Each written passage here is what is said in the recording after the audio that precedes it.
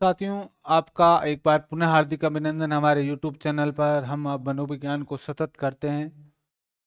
हमारे विकास के कुछ टॉपिक्स चल रहे थे, उनके बाद में क्लासों में कुछ बैरियर आ गए, सामाजिक सोशल बैरियर्स होते हैं, वो आ जाते हैं निरंतर रूप से।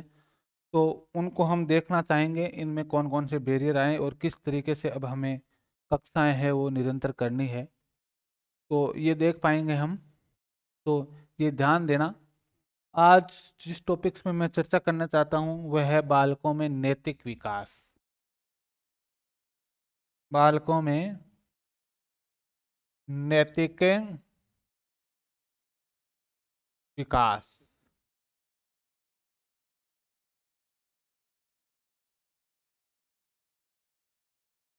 ध्यान देना, नैतिक विकास।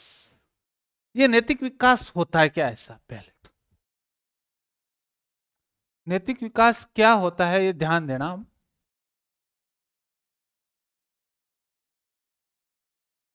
नैतिक विकास क्या होता है इस पर हम चर्चा करेंगे। तो ये नैतिक विकास क्या होता है इस पर हम बात करेंगे। तो नैतिक विकास को लेकर के जितनी भी धारणाएं आप में होती है वो बात कहेंगे।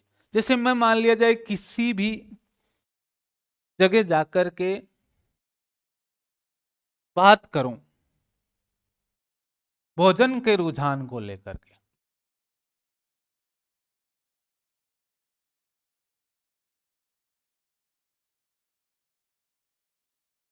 भोजन के रुझान को लेकर के हमारे समाज में जो तीन धारणाएं पलती बढ़ती है वो है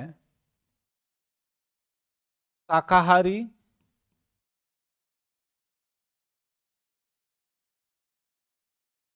मांसाहारी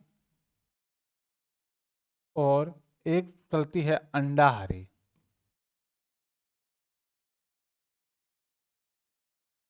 वेजिटेरियन, नॉन वेजिटेरियन और एगिटेरियन। अब कुछ विज्ञान के विद्यार्थी आएंगे वो सर्वाहारी बताएंगे, लेकिन वो विज्ञान की दृष्टिकोण से रुझान तीन चलता है भोजन को लेकर। कुछ लोग कहते हैं कि शाकाहारी अच्छा है, कुछ लोग कहते हैं कि मांसाहारी अच्छा है और कुछ लोग कहते हैं कि अंडाहारी अच्छे हैं। कुछ लोगों का रुझान रहता है। अब मैं कहूंगा किसी बालक से जो एक विशेष संस्कृति में पला बड़ा है, उससे कहूंगा कि मांसाहारी कैसा है, मांस खाना कैसी चीज है, या नॉन वेज खाना कैसी चीज है, तो वो कहेगा कि मांस तो वो खाते हैं जो दानव होते हैं वो खाते हैं। मैं एक किसी बच्चे से पूछूंगा कि अंडा खाना क्या अच्छी चीज है क्या, तो शाकाहारी जो पूर्णतः जो वेजिटेरियन है वो कहेगा कि अंडा भी मांस की भांति है, वो भी अनैतिक काम है। तो ये होता है क्या है साहब, तीन तरीके के रुझान चलते हैं। ध्यान देना, जो शाकाहारी होगा वो मांसाहारी हो सकता है और वो मांसाहारी नहीं होगा। वो मांसाहारी नहीं होगा, लेकिन वो क्या हो सकता है, अंडाहारी हो सकता है। हो सकता है या नहीं हो सकता है? कि वो अंडे को किस में मानता है, शाकाहार में मानता है। लेकिन जो मांसाहारी है वो तीनों हो सकता है, शाकाहारी भी हो सकता है और अंडाहारी भी हो सकता है। ऐसा नहीं है कि केवल मांस खाता है वो मांस ही खाएगा। तो ये भोजन को लेकर के अलग अलग रुझान है। अलग अलग संस्कृति में बात करेंगे तो कुछ लोग क्या करेंगे, इसको अच्छा बताएंगे, कुछ लोग इसको अच्छा बताएंगे और कुछ लोग अंडाहारी को अच्छा बताएंगे। अंडा खाना तो अच्छी चीज है बताएंगे या नहीं बताएंगे। तो ये कहां से आए, ये नीति शास्त्र से आए। कहां से आए, नीति शास्त्र से आए। तो नीति शास्त्र ये उपागम कहां से आते हैं, जो नीति शास्त्र में जो ये नीति शास्त्र में ये चीजें कहां से आई, तो ये आई विश्वास से, ये आई परंपराओं से, ये आई रुझानों से, ये आई संस्कृतियों से। ये चीजें कहां से आई, विचारों से, संस्कृतियों से, परंपराओं से और विश्वासों से आई। यानी मेरे कहने का मतलब यह है कि हम नैतिक विकास को पढ़ने से पहले हमें किसकी जानकारी होनी चाहिए, नीति शास्त्र की। नीति शास्त्र और नीति शास्त्र उपागमों। नीति शास्त्र उपागमों के आधार पर किसी विचार या किसी विषय वस्तु या किसी चीज के बारे में अच्छा या बुरा होने की धारणा, अच्छा या बुरा होने की धारणा, अच्छा या बुरा होने की धारणा,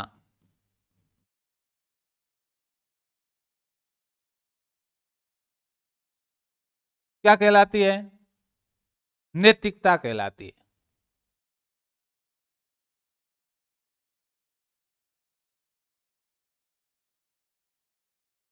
और नीति शास्त्रीय उपागमों के आधार कौन है? विश्वास है, परंपराएं है, संस्कृति है, विचार है। ठीक है, ये समस्त नीति शास्त्र उपागमों के आधार है। तो नीति शास्त्र उपागमों के आधार पर अच्छा या बुरा होने की कहने की भावना क्या कहलाती है? ठीक है, क्या कहलाती है? क्या कहलाती है? नैतिकता कहलाती है।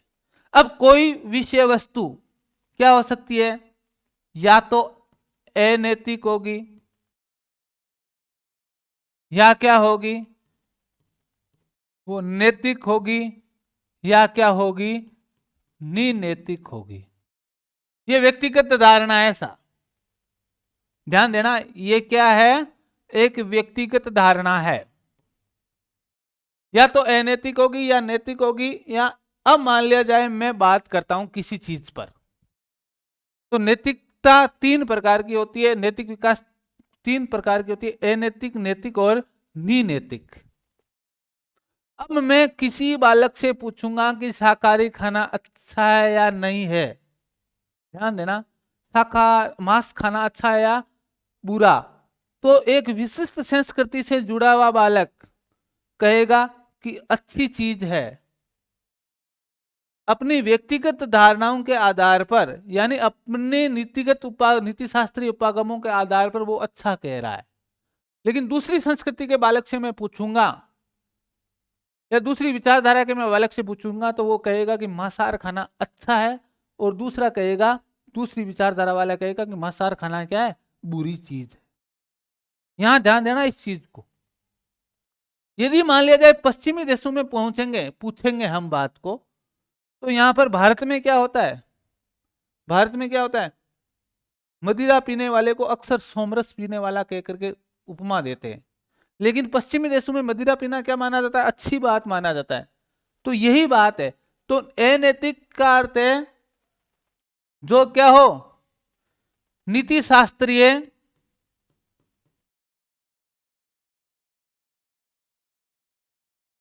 उपागमों के अनुकूल न हो।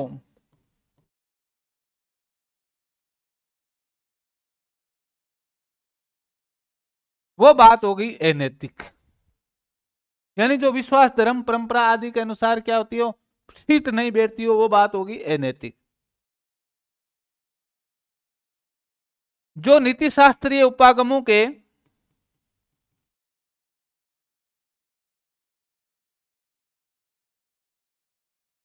अनुकूल हो, वो हो गई नैतिक। और जिस पर कुछ कहा न जा सके, कुछ कह न सके, वो हो गई निनैतिक। कुछ लोग क्या करते थे, किसी चीज को लेकर के, चाहे भले उसके सामने कितना बड़ा अन्याय हुआ, वो कहते हैं मुझे तो पता ही नहीं कुछ चीज को लेकर के। जो निरुत्तर रहते हैं वो निनैतिक होते हैं। तो ध्यान देना, कोई चीज नैतिक, अनैतिक और निनैतिक कैसे बनती है? वो बनती है नीति शास्त्रीय उपागमों के आधार पर। और वो नीति शास्त्रीय उपागम आते हैं उनके विश्वास से, उनकी परंपराओं से, उनकी संस्कृतियों से, उनके विचारों से, उनकी धारणाओं से, और उनके युगों युगों तक के जो संबंधन है उनसे प्राप्त होते हैं।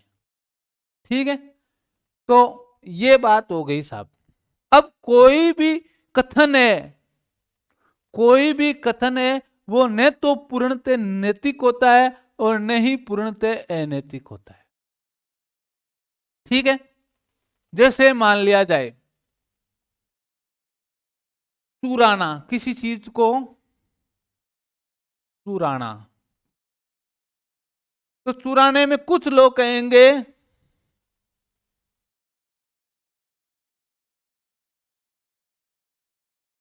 अच्छी चीज है, और कुछ चीज लेंगे बुरी बात है या अनैतिक करते हैं। लेकिन यहां पर ध्यान देना, अच्छी चीज बताने वाले बताएंगे कि इसकी चोरी का इरादा क्या है, उसको देख करके बता रहे हैं। और जो बुरी बात वाले हैं वो केवल उस पर पड़ने वाले दंड के आधार पर बता रहे हैं, समाज में उसकी अवहेलना को लेकर के बात कर रहे हैं। तो कोई भी कथन है वो न तो पूर्णतः नैतिक होता है, न ही क्या होता है पूर्णतः अनैतिक होता है। कुछ लोग क्या करते हैं उस पर निरुत्तर रहते हैं, वो होते हैं नीनैतिक। अब ध्यान देना, आप पता करना जितने भी नैतिक विकास के सिद्धांत आए उनमें से जो प्रसिद्ध नैतिक विकास के सिद्धांत है वो 3 मनोवैज्ञानिकों के हैं, और उन 3 मनोवैज्ञानिकों को हमें पढ़ करके जाना होता है किसी एग्जाम में जाने से पहले। अब नैतिकता आपके समझ में आ गई। अब मैं कहूं कि किसी का पेन चुराना कक्षा से नैतिक है या अनैतिक है, तो कुछ बच्चे कहेंगे कि वास्तव में ये क्या है, अनैतिक काम है, किसी की वस्तु को बिना छुए छे या बिना ज्ञान के उठाना नहीं चाहिए। लेकिन कुछ बच्चे कहेंगे कि ये नैतिक कार्य है, क्योंकि उसके पास में उस समय जब गुरुजी कक्षा में आए तब कक्षा में काम करने के लिए पेन नहीं था, तो उन्होंने क्या कर लिया, उसके बस्ते में से वो पेन निकाल करके वो उसने कार्य कर लिया, तो वो नैतिक काम है।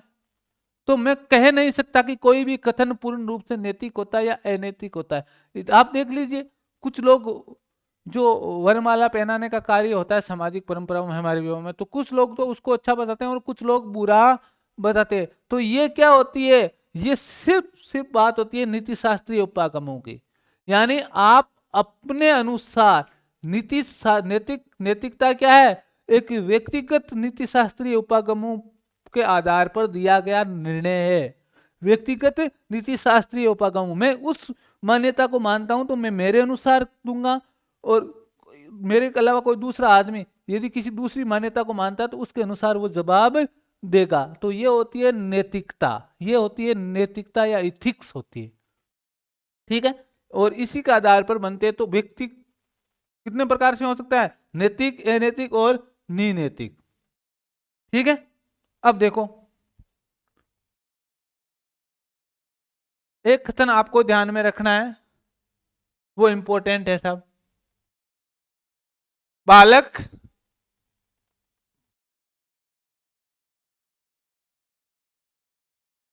जन्म के समय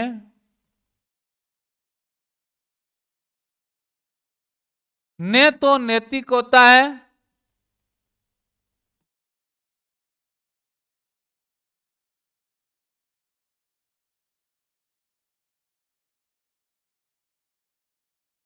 और न ही अनैतिक।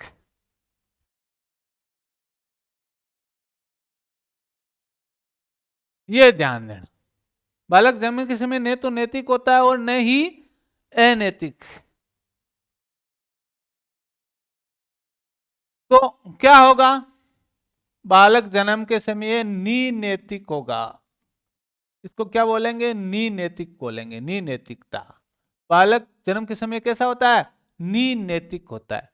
नैतिक, अनैतिक और नीनैतिक, 3 शब्द आप ध्यान में रखना एग्जाम में जाने से पहले, सारे के सारे क्लियर डाउट हो जाएंगे। अब इसमें से जो सिद्धांत मुख्य रूप से चलते हैं वो ध्यान देना, इंपॉर्टेंट चलते हैं वो सिद्धांत चलते हैं। उसमें जो पहला सिद्धांत चलता है नैतिक विकास का, वो चलता है जीन पियाजे का। जीन पियाजे का नैतिक विकास का सिद्धांत।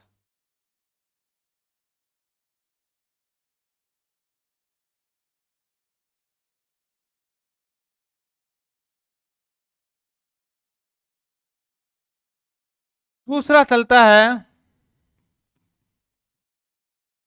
कोहलबर्ग का नैतिक विकास का सिद्धांत।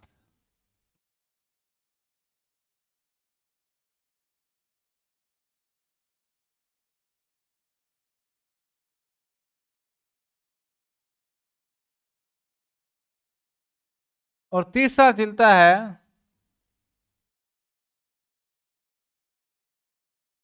गिल्गिन का नैतिक विकास का सिद्धांत।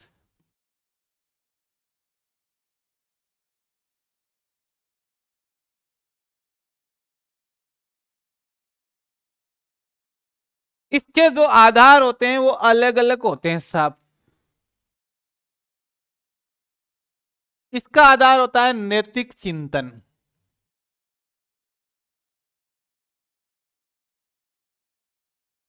इसका आधार होता है नैतिक तर्कणा।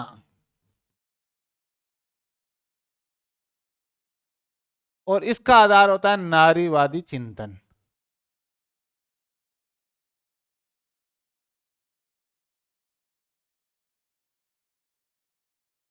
नैतिक चिंतन क्या होता है? किसी भी वस्तु के बारे में अच्छे या बुरे के निर्णय करने से पहले मस्तिष्क में उस चीज को चलाना नैतिक चिंतन कहलाता है।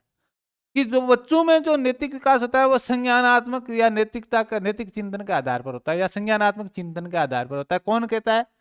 जीन पियाजे कहता है कि मस्तिष्क में जो चिंतन चलेगा, जो संज्ञान में जो चिंतन चलेगा, उसके आधार पर बच्चे है वो नैतिक निर्णय लेते हैं। कौन सी चीज अच्छी है या कौन सी चीज बुरी है, who is good who is bad, तो उसके आधार पर निर्णय लेते हैं। तो जीन पियाजे के नैतिक विकास के सिद्धांत का आधार कौन है? नैतिक चिंतन, मोरल थिंकिंग है। लेकिन यहां पर ध्यान देना, कोहलबर्ग का नैतिक विकास का सिद्धांत है वो नैतिक तर्कणा पर चलता है। कोहलबर्ग कहता है कि समाज से जानेंगे कि कोई चीज अच्छी है तो क्यों अच्छी है और कोई चीज बुरी है तो क्यों बुरी है। चिंतन के साथ साथ में हमें यह भी जानना होगा कि ये अच्छी है तो क्यों अच्छी है और बुरी है तो क्यों बुरी है। यानी कथन कारण के आधार पर हम चिंतन करेंगे। नैतिक विकास, नैतिकता का विकास होता है। कौन कहता है? कोहलबर्ग कहता है, कोहलबर्ग कहता है। और गिलगिन क्या कहता है? गिलगिन कहते हैं कि चिंतन की सोच है वो नारियों में पुरुषों की तुलना में अधिक भिन्न होती है। तो नारीवादी चिंतन है वो किसका होता है, आधार बनता है?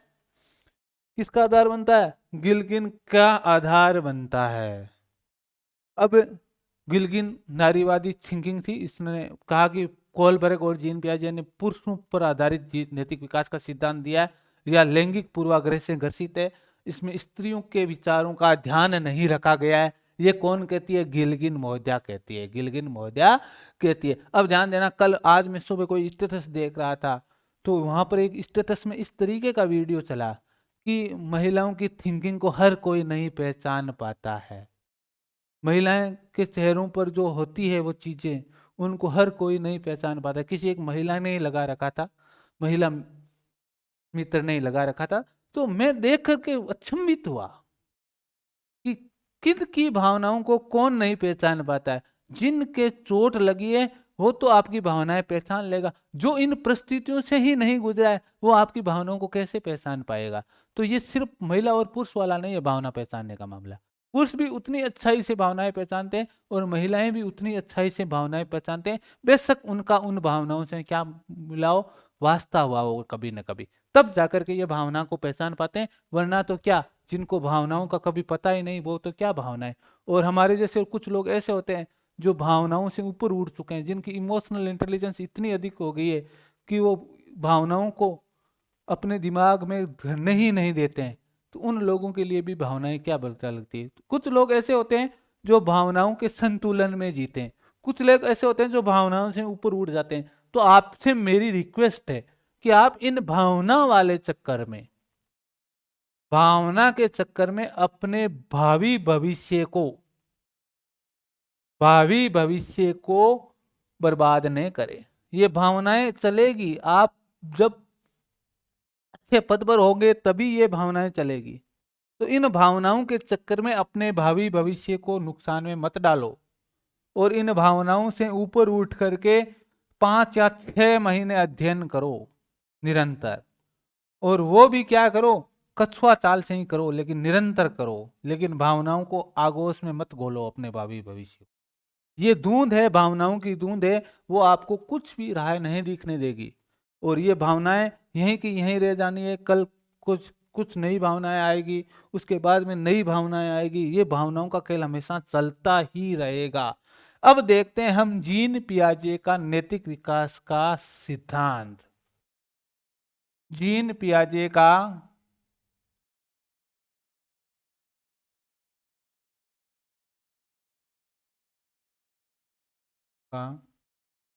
नैतिक विकास का सिद्धांत।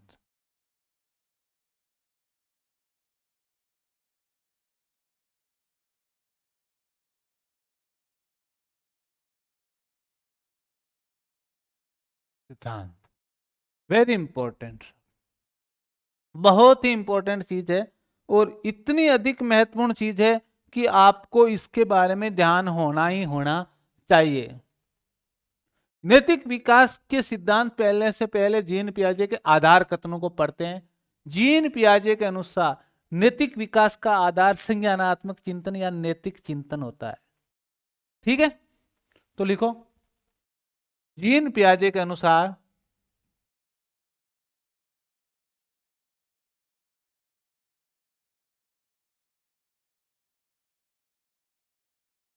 नैतिक विकास का आधार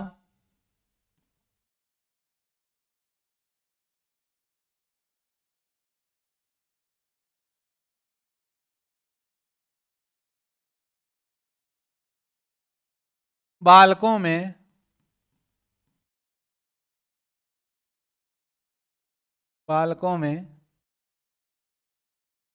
नैतिक चिंतन होता है।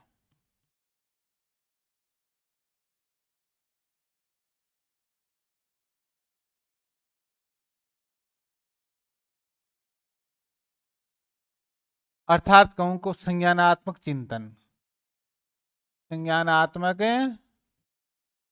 चिंतन है वो क्या है, नैतिक विकास का आधार है। मस्तिष्क में जो किसी चीज को लेकर के धारणा चल गई वही संज्ञानात्मक विकास का आधार होगी। मान लेते हैं हमने किसी चीज की धारणा को बुरा बना लिया चिंतन के माध्यम से, संज्ञान में हमने बुरा बना रखा है, तो वो हमें बुरी ही दिखेगी भले ही उसमें लाख अच्छाइयां हो। और किसी चीज को हमने अच्छा बना रखा है तो वो अच्छी ही दिखेगी भले ही उसमें क्या हो, लाख खामियां हो। ठीक है, और वैसे भी मानव जीवन की एक सब सर्व परंपरा रही है कि जो लभ्य है वो तो क्या है, बुरी है, और जो अलभ्य है वो क्या है, अच्छी है। यानी जो हमें प्राप्त है, लब्धि प्राप्त चीजों को तो अच्छा नहीं मानते हैं, और जो चीजें अप्राप्त है इसी कारण से मनुष्य कभी सुखी नहीं रह पाता है। लभ्य और अलभ्यों के बीच में जो नैतिकता को लेकर के जो फर्क होता है, जो चीजें हमारे पास है हम उनको अच्छी नहीं मानते, और जो चीजें हमारे पास है उनको अच्छी मानने लग जाएंगे, उस दिन भावनाओं वाला खेल ही खत्म हो जाएगा। ये भावनाएं हैं वो धरी की धरी रह जाएगी, आपकी सारी की सारी भावनाओं का दबना बंद ही हो जाएगा आना। लेकिन जो चीज प्राप्त नहीं है उनके बारे में जब सोचेंगे तब तक भावनाएं का धुंध है या भावनाओं का आगोश है वो और अधिक उठेगा। तो ध्यान रखना चाहिए, जो लभ्य है जो प्राप्त है वो हमारे लिए सोना है, जो अलभ्य है वो हमारे लिए लोहा है, ये माने।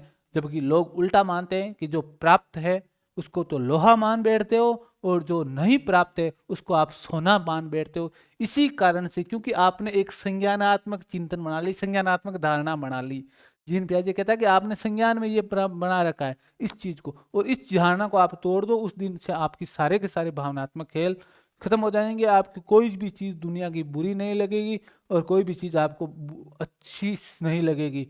अब ध्यान देना, विवेकानंद जी कहते हैं कि संसार में सबसे सुंदरतम पुरुष वह है जो अच्छी से अच्छी चीज, सुंदर से सुंदरतम चीज को देख करके भी ना डोले या स्थिर रहे, वो व्यक्ति होता है दुनिया का सबसे सुंदरतम व्यक्ति। सुंदरतम व्यक्ति ये नहीं होते हैं जो कपड़े पहनते, सुंदरतम व्यक्ति वो नहीं होते हैं जो क्या करते हैं, लिपस्टिक लगाते हैं। सुंदरतम व्यक्ति वो नहीं होते हैं जो विभिन्न प्रकार के सेंट्स छिड़कते हैं। सुंदरतम व्यक्ति वह नहीं होते हैं जो विभिन्न प्रकार के लबेरे जूते पहनते हैं या कपड़े पहनते हैं। तो सुंदरतम व्यक्ति वह होता है जो संसार की सबसे अच्छी से अच्छी या सुंदर से सुंदर चीज को देख करके भी स्थिर रहे, वो व्यक्ति संसार का सबसे सुंदरतम व्यक्ति है। तो आज अपनी परिभाषा सुधार लेना चाह करके पहले, ताकि आप नैतिक विकास, आपका भावनात्मक विकास है वो अच्छा हो। ठीक है, तो अच्छी बात है ना। चलो, नैतिक विकास की कितनी अवस्थाएं बताई, 2 अवस्थाएं।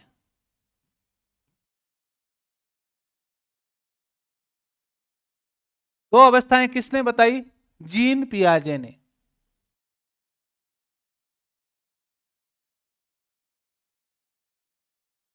परतंत्र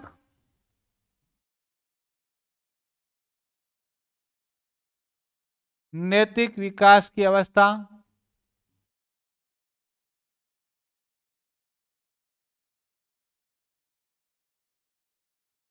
दूसरी है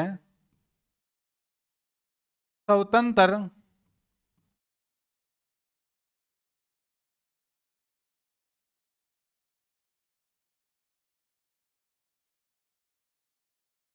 स्वतंत्र नैतिक विकास की अवस्था। अब देखते हैं साहब परतंत्र नैतिक विकास की अवस्था क्या होती है। पहली देखते हैं हम परतंत्र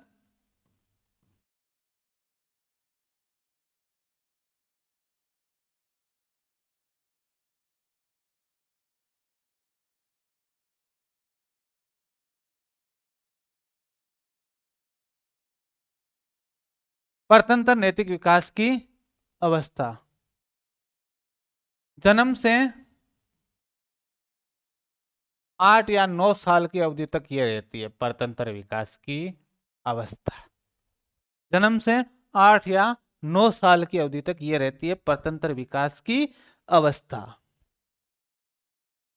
इस अवस्था में बच्चे नैतिकता का जो निर्धारण है वो अपने प्राधिकरणों यानी अपने जो पालकों या अपने अभिभावकों के आधार पर करते हैं। ध्यान देना, जो बच्चों ने कह दी, जो अभिभावकों ने बात कह दी, वो उसके लिए अंतिम सत्य है, क्योंकि इसके अंतर्गत नैतिकता है वो बाह्य होती है, बाह्य प्राधिकरणों से निर्धारित होती है।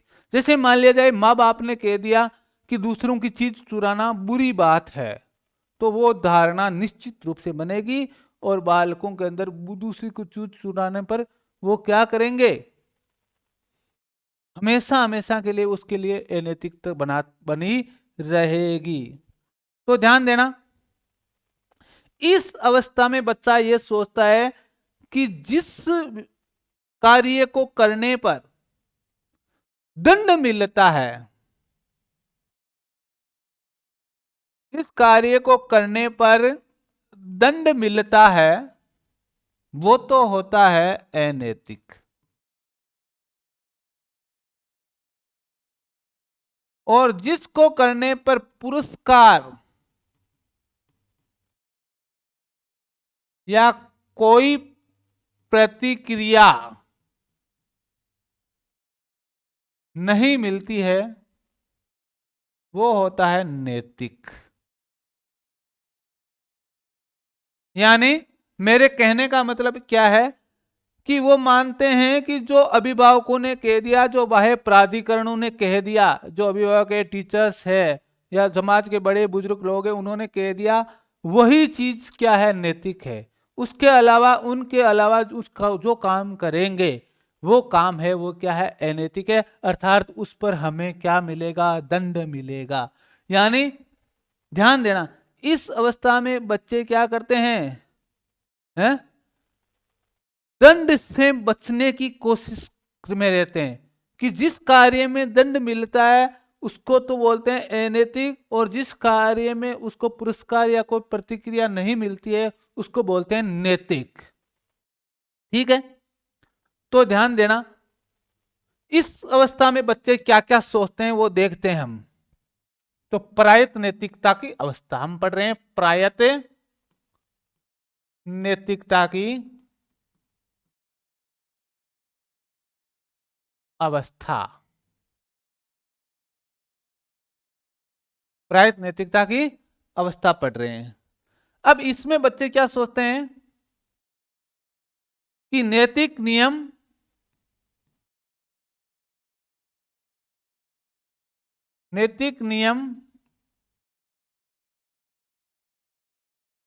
स्थायी या अपरिवर्त्य है।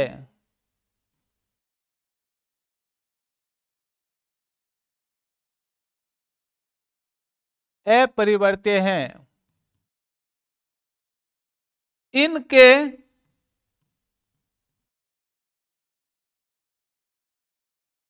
विचलन से, इनके विचलन से दंड मिलेगा।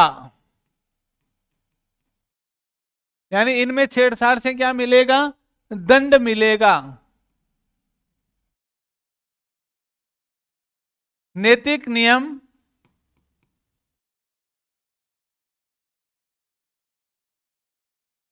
ईश्वरीय प्रदत्त है।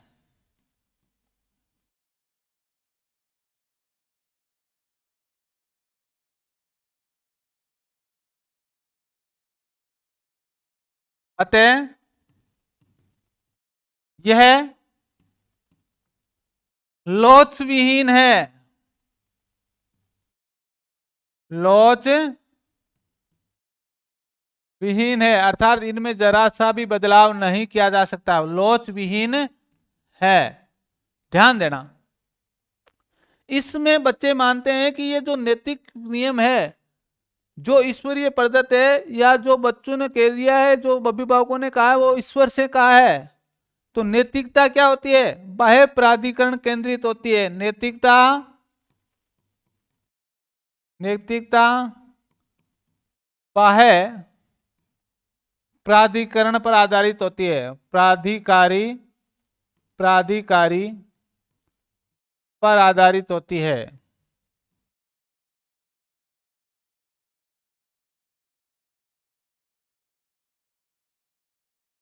ध्यान देना,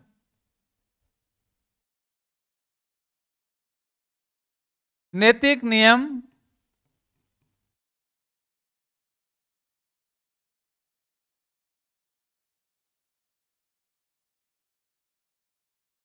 के अनुरूप होने वाला कार्य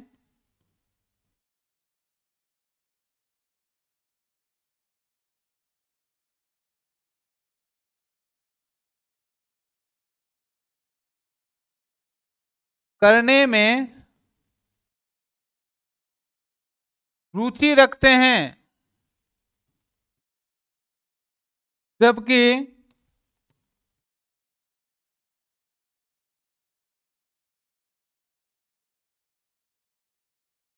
नियमों के विपरीत कार्य करने में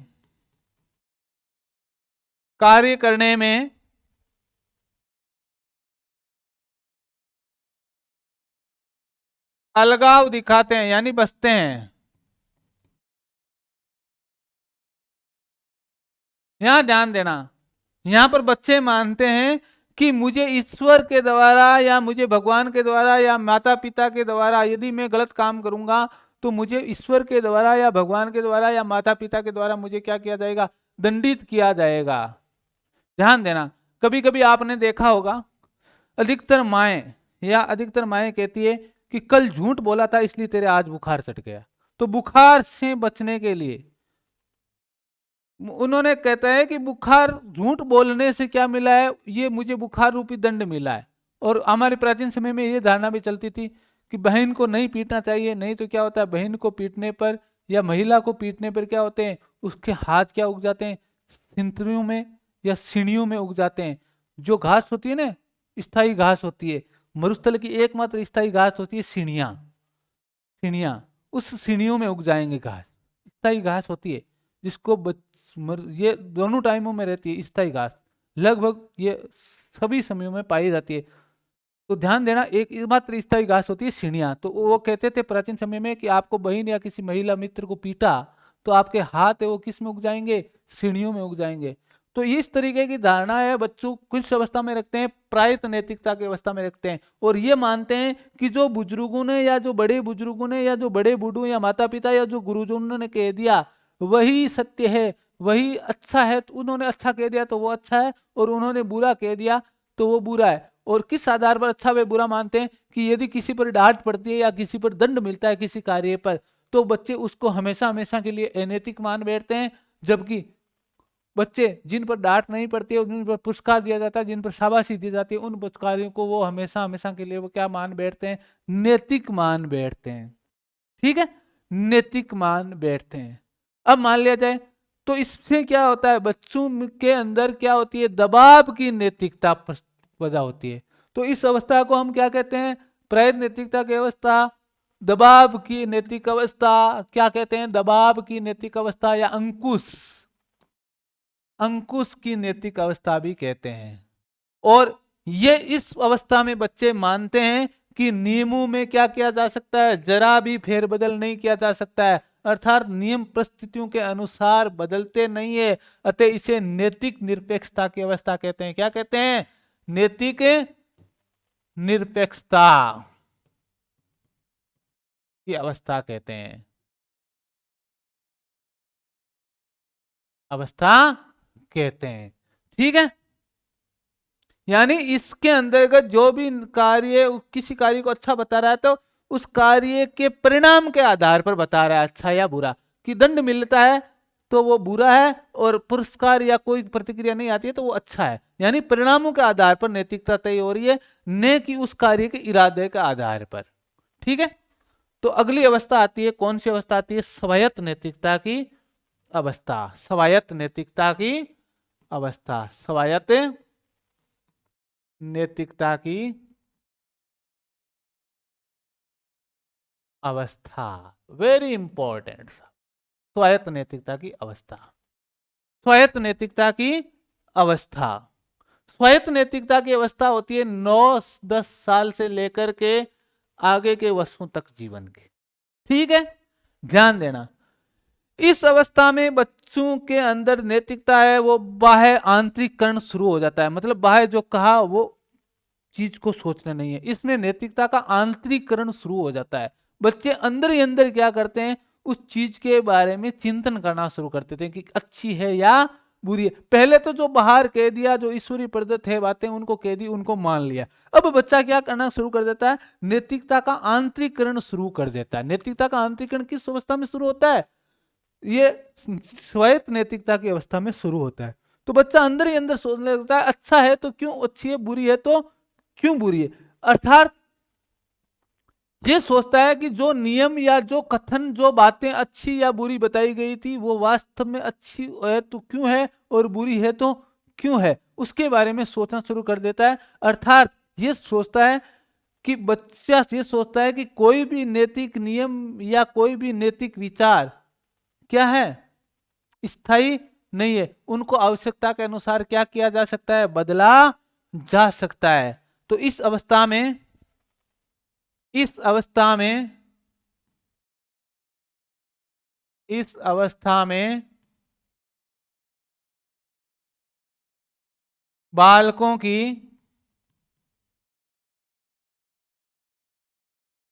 नैतिकता आंतरिक होनी शुरू होती है, शुरू होती है।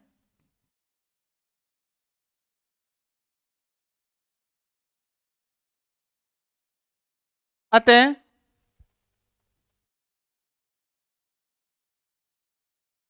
अतः बालक सोचता है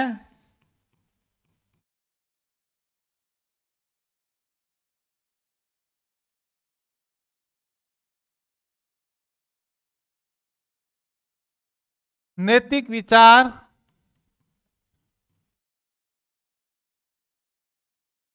या नियम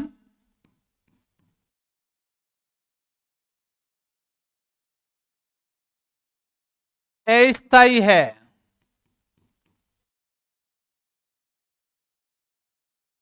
उनको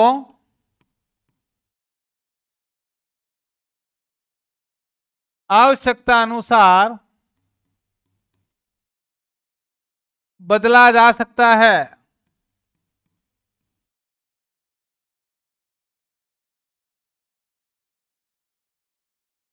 यानी नैतिक नियम में कोई दृढ़ता जैसी बात नहीं है कि हमने ये कर दिया तो हम टूट ही जाएंगे, दृढ़ता वाली चीज नहीं है। अर्थात लोचशीलता है, बदला जा सकता है। अर्थात नैतिक नियमों में क्या है, लोचनशीलता है। अर्थात अर्थात नैतिक नियम,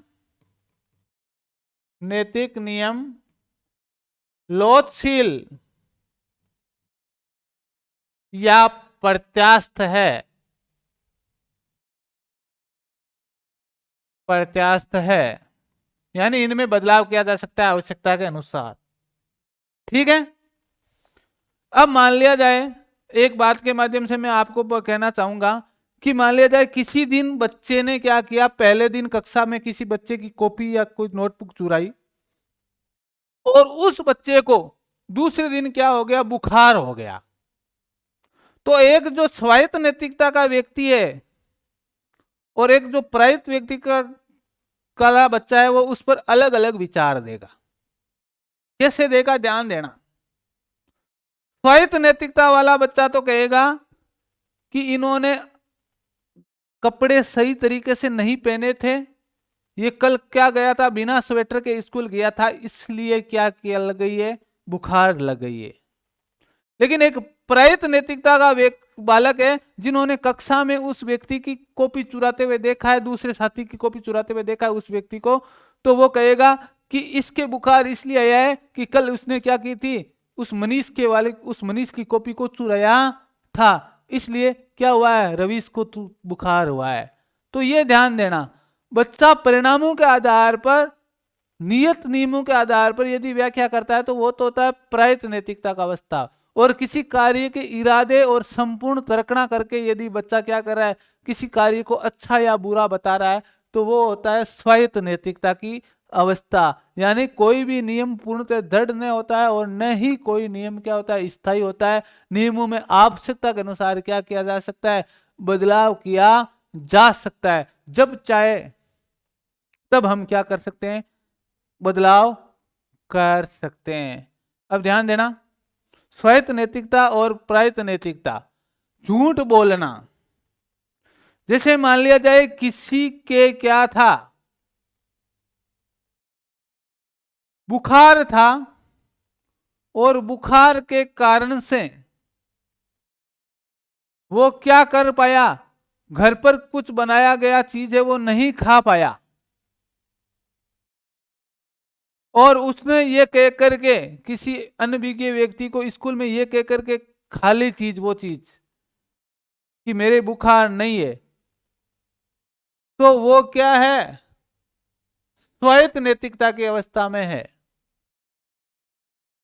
लेकिन जब बच्चा छोटी कक्षाओं में होता है तब वो कहता है कि मेरी मम्मी ने मना किया है कि मैं ठंडा पानी नहीं पीऊंगा या ये तेल की चीज नहीं खाऊंगा, तब वो बच्चा किस अवस्था में, प्रयुक्त नैतिकता की अवस्था में है। क्योंकि वो मम्मी की कही गई चीजों को ही क्या मानता है, अच्छी मानता है, बाकी चीजें उसके लिए संसार के अंदर क्या है, बुरी है।